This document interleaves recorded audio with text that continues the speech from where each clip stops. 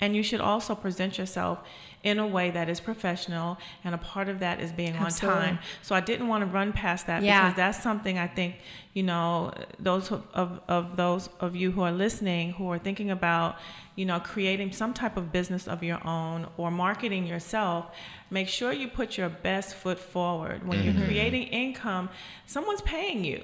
You know, and when you have your own business, you want that repeat business. And so in owning your own business, it also puts you in a position where the person does not have to come back to you. Your clients and your customers are walking and talking advertisements. Exactly. And one bad experience could cost you a lot of other clients. So when you're thinking about doing your own business, even if you have a 9-to-5 job or whatever you're doing to maintain yourself, do a little bit at a time and take the time to perfect your passion and do the things necessary. Like Nathan said, he went back to school to do that. You know, you've worked in your industry and you've mastered it.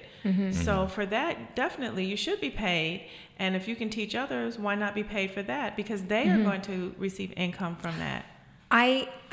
I'll just give you an example. There was a young guy working at Coffee Bean and Tea Leaf. But I knew he'd thrive at the job that I do. And I said, hey, listen, I'll train you. This young guy with less than a year later is making, instead of $10 an hour, $25 an hour. Right. Wow. You know, and he's That's just amazing. like, yeah, it's amazing. But he's like, you totally have provided for me and my whole family. Wow. Just by helping give them the skills. And that's why I want to do this, is because I really do desire other people to do well. They don't know why they're not getting another job. And a lot of times too, actually, even for the listeners, I would have to say, you know, first start out with, you know, whatever the rules are. If they say you have to wear a suit and tie, wear a suit and tie to work. Right. Make sure that you're early. And I usually even show up at least 15 minutes before, like even if I'm there early, sometimes I'll go in so that person, like I'm like, I'm here when you need me, but I show them that I'm here early. And I would just say even start there, because that puts you above most of the competition. Yeah. And I love this tangent because I'm such an advocate of do your absolute best no matter what it is that you find yourself doing at the moment. Because, I mean, guess what? That's how I got into business consulting. I was working behind the bar and I was talking to this lady and she said, this is not all you do, right? Like there's something else that you do. It doesn't seem like you just work behind a bar. I said, actually, you know, other than that, I just go to school right now. And I said, but I do want to be a business consultant, blah, blah, blah. Long story short, she said, I have a really great business consultant. Here's his number. Call him. I bet he'll want you on board. And that's what happened. It's exactly what happened. And that's networking. And it wasn't because of any other in my opinion, it wasn't because of any other reason other than no matter what it is that I might find myself doing in that moment, I want to make sure that I'm doing the absolute best that I can and putting my best foot forward. Right. Even if you are doing a job you don't like, in order to do that job that you like, do that job that you have right now to the best of your ability. And not what you think, actually, even the people that are hiring you, what they think. That's a lot of things that we do these days too, is we go, oh, they said this, but I really think that they mean this. No, if they say, this is what I want you to do, then you do that. And that's how you do it. Yeah. Right. Yeah. Anyway. Yeah, I agree. And, you know, an additional point to what we're talking about right now is that practice makes perfect. And so if you can practice doing the absolute best that you can in something that you don't like doing, it's going to be like easy for you to do the best that you can do with something that you do like doing. I agree. You're listening to Lunch with the Finance Bunch. This is Miss Charline, and I am enjoying the conversation we're having today with Nathan Finch and Miss Sandy Sunshine. It's so nice to have you both in our studio, because what we're talking about are the things people think about, but a lot of times they don't get started. You know, they'll sit in a chair or wherever they are wishing, imagining that they could, you know, create income for themselves, but not have the steps to getting there. So I'm glad we're talking about this. Another thing that I wanted to ask you about is, you know, how do you budget yourself when you have your own business? That's a big deal. Like, how do you keep yourself afloat? Because things that are constant are rent, food, light, gas, you know, the necessities, a place to live, and, you know, food and shelter, you know, and the things that come along with that. So what do you do? And I'm going to ask Sandy first. What do you do to make sure that you're not living outside of your budget when you are an independent contractor, which means you don't get a weekly paycheck from one source? Actually, it's funny. That was another thing I did actually want to talk about was actually about 4 or 5 years ago, I was $20,000 in debt. Wow. And today I actually have a savings account and I'm debt free. Wow. Yay. Yeah, That and should be applauded. Yes. Yeah. Definitely. And one of the things, as you said, is that I did write up a budget, and now I like, just so that the people out there don't misunderstand me, I didn't make a lot of money at that time. What I did was I actually just wrote down my absolute necessities. Right. And it's funny because before I wrote up the budget, I was always the girl that was like, oh, I can't afford that, I can't afford that, I can't afford that. But yet I was still always scrambling. But actually, when I wrote up a budget, and what I do is I actually give myself a certain amount of money per week, and I put it in my wallet. Once that's done, then I can't. But the funny thing is that then having that, I was like, oh, I can either choose to eat out, I can choose to have a nice coffee, or I can have groceries. But it was funny because once I even had that, then it's weird how my mind changed from like, oh, I can't afford it. I found that all of a sudden I was able to start paying for months in advance, you know, and then actually even increase my budget. Okay, well, actually I can have a little bit more money this month. And I actually saved 10%. The first 10% goes to church. Second 10% goes into my savings account. And then my budget is, and I actually happen to make more than that every month, and I have no idea how it happens, but it does.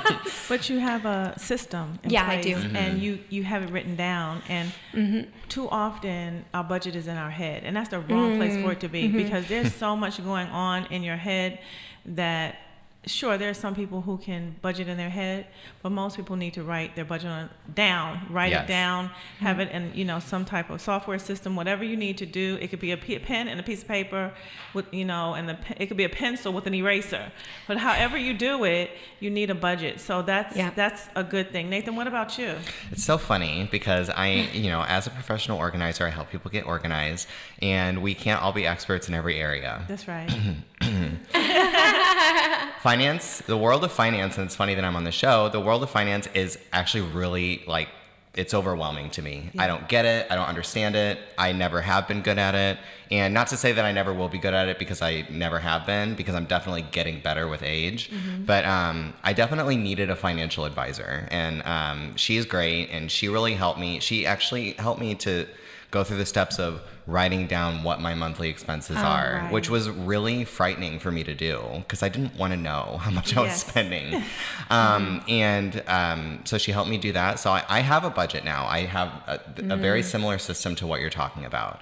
And because I own my own business, I obviously don't pay taxes out the front. So I put 10% aside for taxes and 10% aside for my savings. Right. And I never see that money. I never touch it. Right. And, you know, except for when tax season rolls around.